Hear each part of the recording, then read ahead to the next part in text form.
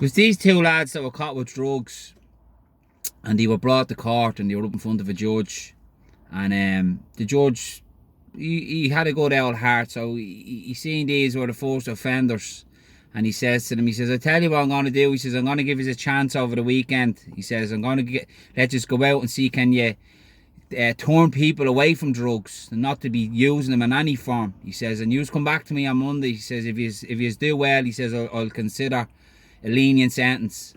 So the weekend passed. Monday morning comes, the two lads arrive into court, stand up in front of the judge. The judge goes, right, first lad there, how did you go on the weekend? He says, Your Honour. He says, great.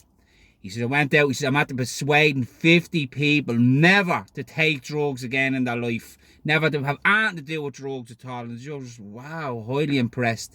He says, how did you manage to do that? He says, well, Your Honour, what I done was, he says, I draw 2 circles. He says, I showed them, I said, you see that? I said, that's your brain before you take drugs. And you see that? That's your brain after you take drugs. And the judge was like, very good, 50 people, that's brilliant, he says. Have a seat down there. Next fella gets up, he says, Your Honour, big smile on his face, I persuaded 300 people never to take drugs again, never to be involved in drugs, nothing to do with drugs whatsoever. And the judge was like sitting back going, 300, your man had 50. How did you manage that? He said, Your Honour, I've done the same as him. I draw 2 circles. But I told him, I said, you see that one? I said, that's your arsehole before you go into jail.